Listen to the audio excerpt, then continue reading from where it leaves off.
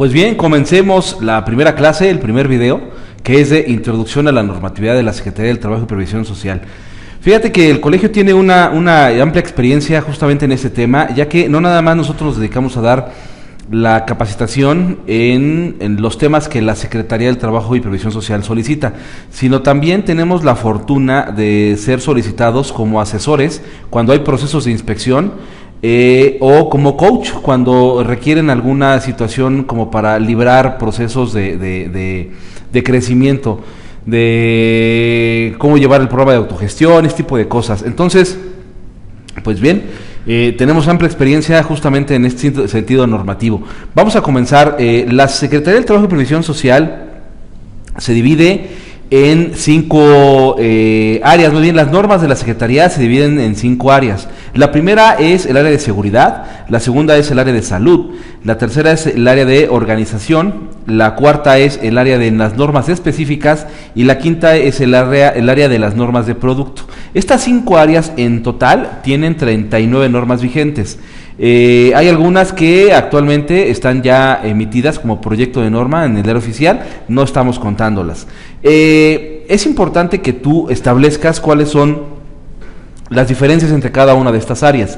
Fíjate bien, las normas de seguridad tienen un objetivo muy claro, muy sencillo, y es básicamente el que tu trabajador no se vaya a accidentar o no vaya a tener alguna fatalidad. Básicamente de eso se tratan las normas de seguridad. Las normas de salud tratan o tienen el objetivo claro de que tu trabajador no se vaya a enfermar, no tenga una enfermedad por cuestión laboral. En el sentido de las normas específicas, en las normas de organización, que serían, digamos, los 3 rubros auditables inicialmente, tienen el objetivo de organizar y darle cabida a detalles que requieres para las 2 anteriores. Te voy a poner un ejemplo. La Secretaría del Trabajo y Previsión Social, prácticamente en todas las normas de seguridad, en el capítulo 5, que es en todas las de seguridad, en el capítulo 5 vienen las obligaciones del patrón, viene casi igual en todas. El primer punto es análisis de riesgos. Te voy a poner un ejemplo. Para la norma 04, tú lo que requieres es llevar a cabo un análisis de riesgos de la maquinaria y herramientas con la que tiene contacto tu trabajador. A partir del análisis de riesgos, entonces tú puedes llevar a cabo un procedimiento de trabajo. Y después del procedimiento de trabajo, entonces tú ya puedes llevar a cabo planes de emergencia, puesto a punto de las máquinas, todo lo que sea necesario para esto. Por eso lo primerito es hacer un análisis de riesgos. Si tú lo ves en este sentido, las normas de seguridad entonces lo que buscan es que tú tengas básicamente claro, cuáles son las interacciones de riesgo de tu trabajador con la máquina, con el medio ambiente, para que lo asegures. Eso es lo que hacen las normas de seguridad. En ese sentido, vámonos entonces estábamos hablando de las normas de organización, vámonos a las normas de organización. Tú cuando haces tu análisis de riesgo y haces tu procedimiento de trabajo y todo, vas a requerir, por ejemplo, darles equipo de protección personal. Y el equipo de protección personal pertenece a las normas de organización, no a las normas de seguridad. Entonces, el EPP, que nosotros denominamos o EPI, es una de las áreas de las normas de organización. Otro ejemplo con estas normas de organización, para que las vayas entendiendo, es tú tienes o debes por normatividad tener una comisión de seguridad e higiene. La comisión de seguridad e higiene es la que le va a dar cabida a la parte de capacitación, a las inspecciones, a las verificaciones internas de los riesgos de trabajo que existen, tanto para protegerlos de accidentes o de enfermedad laboral a tus trabajadores. Entonces, y esta norma, que es la 019, también es una norma de organización. La norma 030, que nos habla de cómo se tienen que organizar los servicios de salud dentro de la empresa, si requieres o no requieres de un médico, cuáles son las funciones del coordinador de seguridad y salud, también es una norma de organización. Entonces, si tú te das cuenta, las normas de seguridad, las de salud y las de organización son como las 3 más importantes, definitivamente. No dejamos de lado las específicas y las de producto, pero las específicas nos hablan de rubros bien concretos, como por ejemplo, si tienes vías férreas, bueno, aplica. Si Si tu labor es agrícola, bueno, pues te aplica. Si tu labor es con minas de carbón a cielo abierto o subterráneas, te aplica. Pero son actividades específicas. Y las de producto básicamente se van sobre equipos de prevención contra incendios. Estamos hablando de extintores básicamente, de los portátiles, y de los equipos de protección personal, casco, respiradores, zapatos, algunos equipos de protección personal. De esa manera se desglosan todas las normas. Es muy importante que tú vayas ubicando cuáles son cada una de ellas. Te voy a decir cuáles son y qué es lo que hace cada una de ellas. Tú lo que tienes es, dentro de las normas de seguridad, la primera es la norma 001. La norma 001 de lo que nos habla es de los edificios y los locales. Básicamente nos está hablando de la infraestructura. Quiere decir que esta va a tratar pisos, paredes, techos, escaleras marinas, cisternas, y también la división entre equipo móvil y peatones, líneas amarillas, barandales. Nos habla básicamente de esto. La norma 002, que también tiene que ver con la seguridad, es la de prevención y combate de incendios. Para esta norma hay algo bien claro, bien específico que tú debes tomar en cuenta. Lo primero es que te pide un análisis de riesgos. El análisis de riesgos se basa en, como primer punto, hacer una escala de si tienes un riesgo alto o un riesgo ordinario. Lo vas a determinar a través de un inventario que te solicita la norma en una métrica que te permite, o no tanto que te permite, sino que más bien te permite darte cuenta, es que yo hablaba en el sentido de si te podías tener o no podías tener, sino más bien te vas a dar cuenta de cuánto puedes tener tú de combustibles o de inflamables, o de pirotecnia, o de ciertos productos, para tener un riesgo alto o tener un riesgo ordinario. Entonces haces la cuenta, teniendo la cuenta, entonces tú ya puedes acceder a cuáles son tus obligaciones. Si tú tienes un riesgo ordinario, tienes unas obligaciones; si tienes un riesgo alto, tienes otras obligaciones. Entonces, a partir de esa cuenta que vas a hacer, de esa métrica que tú vas a sacar de tu empresa en nivel de riesgo, entonces es como puedes acceder. La norma 004, que es la siguiente de seguridad, habla de las máquinas y herramientas. Nuevamente, análisis de riesgos, cada una de las máquinas, loto, bloqueo y etiquetado de energías, procedimientos de bloqueo y etiquetado de energía, procedimientos de trabajo, planes de emergencia también para en caso de atrapamiento o alguna situación con tus máquinas y herramientas. Y muy importante, esta norma también te pide un manual de primeros auxilios que se basa en los riesgos que tú has expresado dentro de tu análisis de riesgo. Si tú tienes el riesgo de atrapamiento, entonces tu manual de primeros auxilios deberá contemplarlo, que es parte de lo que te pide. La norma 005 nos habla de los productos químicos. Los productos químicos, desde un punto de vista de atención de la parte de la logística, no desde el proceso. Para eso tenemos a la 10 y es de salud. Entonces esta se divide en dos etapas, ahorita lo veremos. Ahí lo que te piden básicamente es análisis de riesgo sobre químicos, cuáles son tus riesgos, cuáles son tu listado de químicos, tus hojas de datos de seguridad, y también un manual de primeros auxilios. No es lo único que te pide, lo que te estoy describiendo es la norma de manera general, pero de hecho todo lo que estoy mencionando ahorita no es lo único que te piden. Cada uno de estos tiene obviamente un catálogo de solicitudes mucho más amplio. La idea es que te des de cuenta de qué habla la norma y hacia dónde se va enfocando. La norma 006 nos habla básicamente de la logística interna de los equipos móviles, como montacargas, cargadores frontales, grúas viajeras, grúas elevadas, las elevadas vienen en la 9, grúas viajeras, andamios elevados, eso sí, o colgantes, y nuevamente análisis de riesgos, nuevamente procedimiento de trabajo y nuevamente manual de primeros auxilios, entre algunas de las cosas que te pide. Ahora sí pasamos a la 9, que es otra de las normas. La 9 es de trabajo, o más bien de trabajo en alturas, pero más bien es contra caída. En este sentido, nuevamente nos va a pedir la evaluación de tus riesgos contra caídas, y también te va a pedir el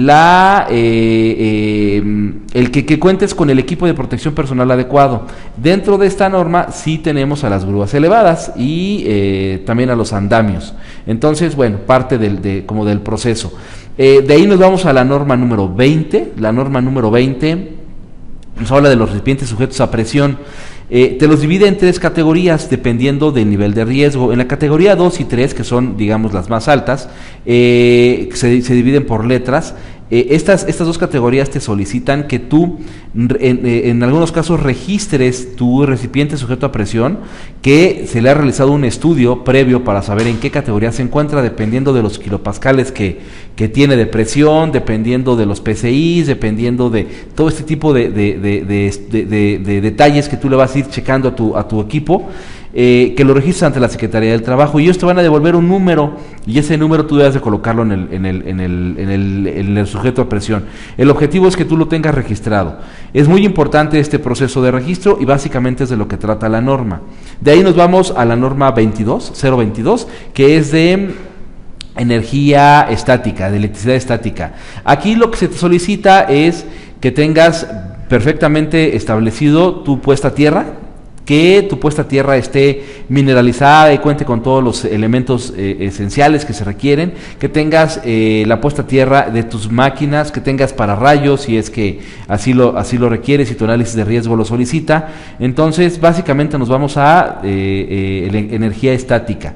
De aquí nos vamos a la norma 027, que nos habla de soldadura y corte, que es básicamente los procesos de unión de metales o separación de metales, y dependiendo de lo que tú tengas y con qué lo vayas a hacer, es lo que requieres implementar. Les voy a poner un ejemplo. Si tú tienes un taller ya perfectamente establecido dentro de tu centro laboral y no sale la gente a soldar a ningún lugar, pues quizá tengas un ambiente controlado, porque seguramente tienes todo recogido donde no hay combustibles, cartón, pintura, ese tipo de cosas, para que las chispas de los procesos de unión y separación de metales no vayan a impactar. Ya tienes un extintor, tienes un botiquín, no requieres quizá de mampara, o a lo mejor sí, no sabemos, pero si tu proceso de soldadura o corte es fuera de tu taller y lo tienes que trasladar a otro lado, entonces pues prácticamente todo esto te lo tendrás que trasladar, y te dice la norma cosas como: deberás hacer una limpieza a 10 metros, y si no tienes la oportunidad de limpiar a 10 metros, coloca mamparas, y si tienes oportunidad de mojar los productos que están alrededor, pues hazlo para que no tengas riesgo de que se vayan a prender. Debes tener un extintor a no más de 7 metros del lugar donde estás trabajando. Este tipo de detalles son de los que te habla la norma. Obviamente todas estas también te habla de cosas como capacitación o como información de riesgos. Son otros detalles que seguramente veremos más adelante. De la 27 nos vamos a la norma 29. La norma 029 nos habla del mantenimiento para instalaciones eléctricas. Nuevamente, esta norma es muy amplia, muy rica, porque se basa en la norma 001 de la Secretaría de Energía, la sede, y es una norma muy extensa. Pero, ¿qué es lo que te pide? Básicamente, es un diagrama unifilar, esto con el objetivo de que tú tengas bien proyectado cuánta energía te llega y cuánta consumes, para que sepas que no están sobrecargadas tus fuentes de energía, como focos, luminarias, contactos, ese tipo de cosas. De ahí que tengas estudios de riesgo, que minimices los riesgos en cuanto a tableros, en cuanto a transformadores, ese tipo de cosas, que implementes de manera adecuada tu proceso de bloqueo y etiquetado de energía, que también te habla un poco de bloqueo y etiquetado de energía, y obviamente pues después del análisis, los procedimientos y los planes de emergencia. Aquí te pide que la gente tenga un curso de reanimación cardiopulmonar, que recomendación internacional, no viene en la norma, es que a lo mejor tengas un DAE, una cosa así, que te ayude a una situación de accidente, pero eso sería como otro tema, pero básicamente es de lo que te está hablando la norma. Y por último, última norma de seguridad, para no aburrirlos, es la norma 033, que es una norma muy nueva, Nosotros antes, para poder hablar de espacios confinados, que es de lo que habla la norma, tendríamos que hacer un Frankenstein de la norma 5, de la norma 27, de la norma 10 un poquito, de la norma 9, y eso nos permitía hablar de espacios confinados. Ya no, ya tenemos una norma que nos habla de esto, y el principal punto de la norma es primero identificar tu nivel de riesgo, y viene en tipos, tipo 1 y tipo 2, los espacios confinados. Esto lo es a través de la medición de la atmósfera por su explosividad, por su contenido de oxígeno y por su toxicidad. Cuando haces estos tres, entonces ya puedes determinar si es de bajo o de alto riesgo, y eso te permite acceder a cuáles son tus obligaciones. Esto es de lo que hablan las normas de seguridad. Ahora bien, ya fueron ciertas normas que, como lo mencionamos a un principio, tienen el objetivo de que tu trabajador no se vaya a accidentar o no vaya a tener alguna fatalidad.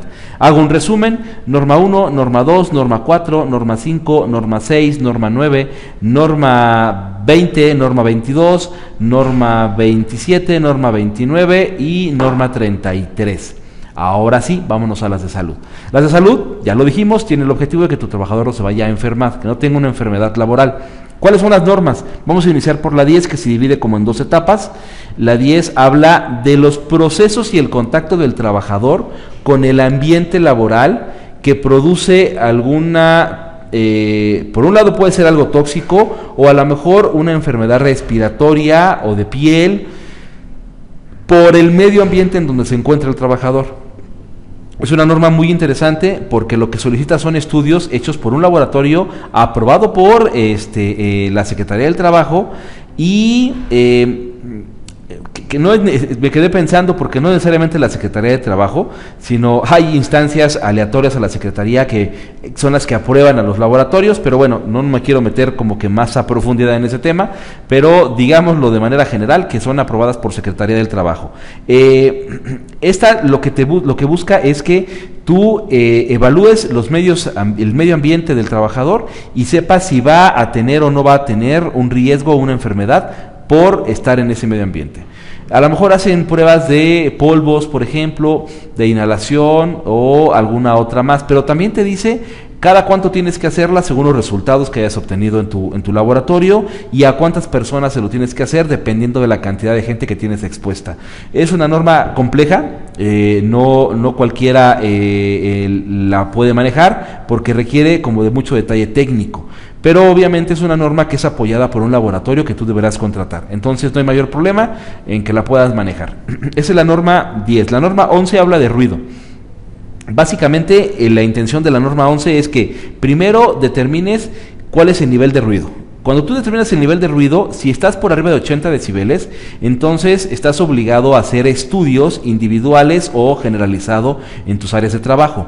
Lo primero es que hagas un estudio de ruido general, a lo mejor, para que puedas saber si estás obligado o no, y ya que lo tienes y te des cuenta si tienes decibeles por arriba de 85, estás obligado a implementar una medida de protección para el ruido de los trabajadores, ya sea de hecho más bien es una medida de intervención, porque puede ser protección auditiva o puede ser a lo mejor intervenir la máquina con tapetes de neopreno, o buscar la forma de que el ruido disminuya a través de cámaras o paredes antirruido, no sé, lo que sea necesario. El objetivo es que la pérdida auditiva no se dé en el trabajador.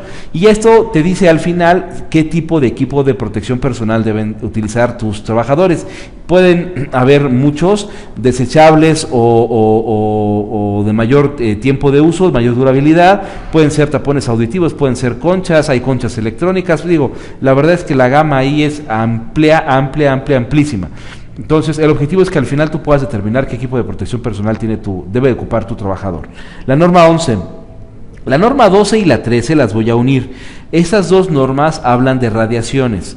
No son las mismas radiaciones, pero las dos hablan de radiaciones. El objetivo es que tú ubiques si al trabajador le pegan las radiaciones, no sé, por ejemplo, ultravioleta o los rayos X, que son diferentes y que son dos tipos de radiación distinta. Pero dependiendo del ámbito laboral, que tú sepas si le están dañando y si lo pueden enfermar.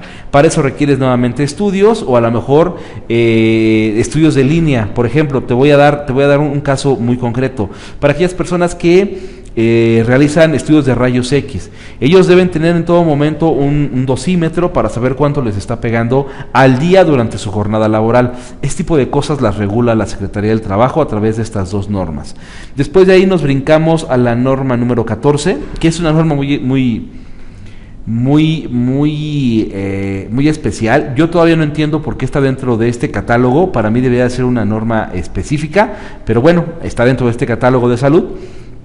Básicamente habla de las presiones atmosféricas, o si sales de la Tierra, vuelos interespaciales, ese tipo de cosas, o a lo mejor aviación, si haces trabajos con presión elevada o mayor presión, quizá pueden ser acuáticos. Dentro de esto te voy a decir que la experiencia que tenemos nosotros son básicamente con el buceo industrial.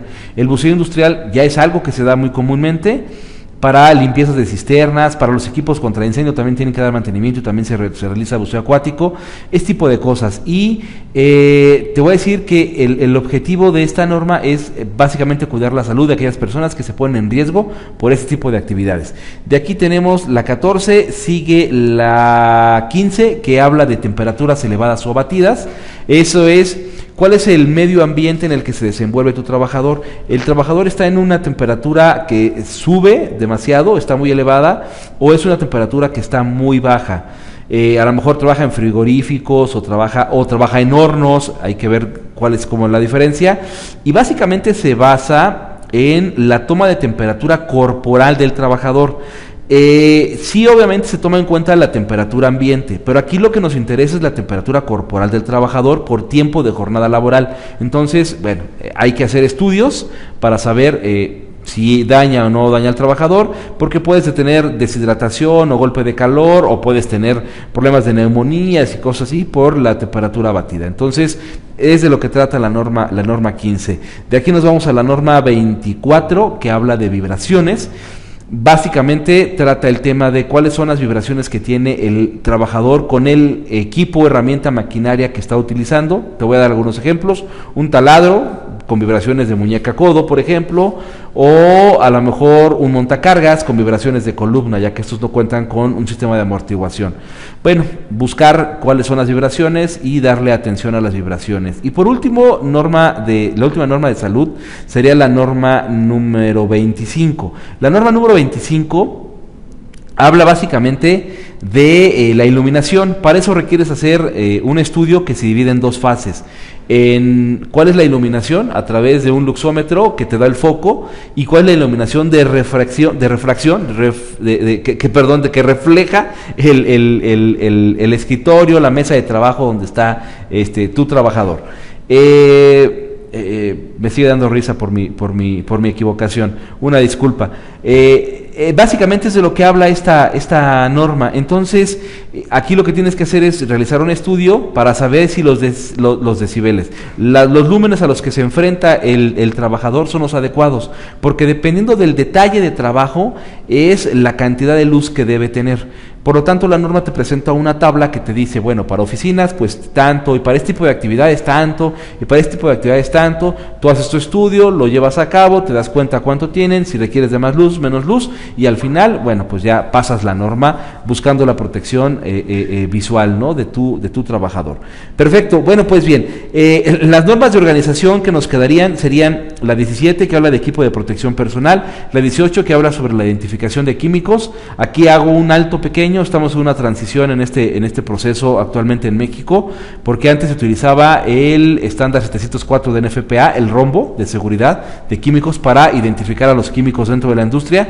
Actualmente ya está cambiando todo esto, gracias a un trabajo muy bueno que hizo la Organización de Naciones Unidas y que mandó a publicar a través del libro Púrpura, nos lo da a conocer a través del libro Púrpura, y eso como copy-paste se ve en la norma nueva. Es la norma 018 de identificación de químicos. Actualmente va a ser a través de etiquetas y algunos cambios muy importantes de las hojas de datos de seguridad. La norma 19 que nos habla de las comisiones de seguridad e higiene, ya lo hablamos un poquito, cómo se debe informar, cuándo, calendarios de verificación y de recorrido, ese tipo de detalles importantes. La norma 26 que habla de la señalización dentro de la empresa, si las señales son de obligación, son de información, son de prevención o son de prohibición. Entonces básicamente nos habla de esto, y al final la norma 30 que nos habla sobre los servicios preventivos de salud y digamos que las obligaciones que tiene el encargado de seguridad e higiene dentro de la empresa. Si te das cuenta, esto es un mundo, realmente es un mundo. El objetivo es que tú tengas como que la introducción a la normatividad de la Secretaría del Trabajo. Ojalá y te sea de mucha utilidad esta información. Quiero decirte que nosotros tenemos una certificación a través de la SEP, de Conocer, que se llama... es el estándar de competencia 0391, que es verificación de las condiciones de seguridad e higiene en los centros de trabajo.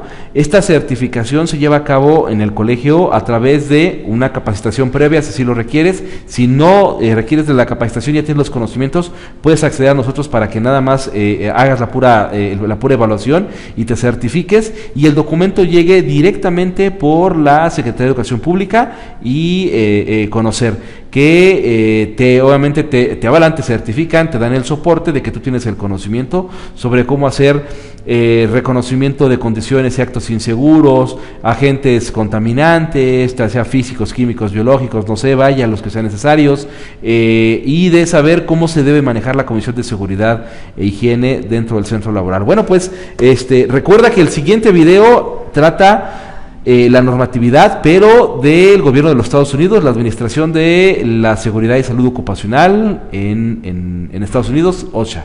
Entonces, bueno, pues vamos a verlo. Muchísimas gracias por permitirnos la entrada a tu casa, a tu oficina, a tu centro laboral, y estamos en contacto. Ojalá y te sea de mucha utilidad esta información. Muchas ganas, échenle los kilos.